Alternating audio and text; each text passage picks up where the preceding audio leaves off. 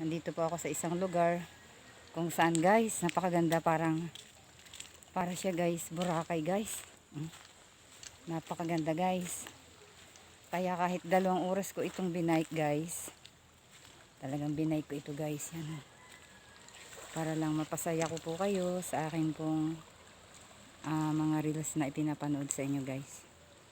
Yan, ito po yung isla po naman na iyan ay Baluti po yung kung tawagin. Yun po yung islang yun, yung mahabang yun.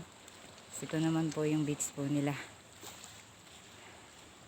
Yan, nakipasok lang po ako. Bait po ng may-ari guys. Yan guys, talaga guys, napakaganda oh. Guys, welcome na welcome ako dito guys. Napakabait ng may-ari guys, talaga sobra. Talaga po pala ngayon napatunayan ko ang mga taga Quezon ang bubuti po ng kaninang mga ugali. Libre ako guys na nakapasok dito. Guys, tingnan nyo oh. Yan guys, may mga tubig pa siya. Tapos guys, nakikita nyo yan guys. Yan, ang ganda guys oh. Yan. Ngayon naman guys, para akong akit ng langit na guys. Yan. Guys, ang ganda dito guys talaga. Grabe.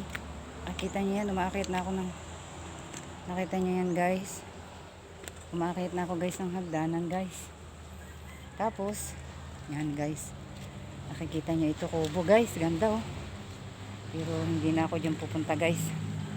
Ang pupuntahan ko dito guys ay yung kung gaano guys kalinaw ang tubig ng aming dagat dito po sa lugar kong ito. At talaga naman guys, kung makikita niyo ang mga bato guys, sobra guys, ang ganda guys.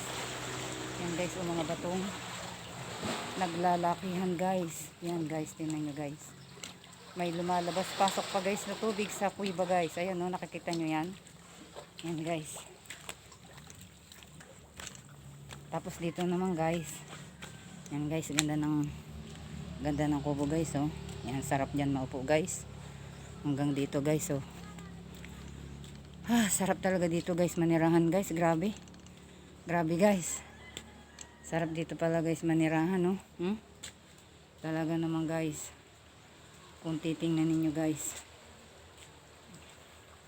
ang taloktok ng aming kagubatan guys. Ang ganda guys.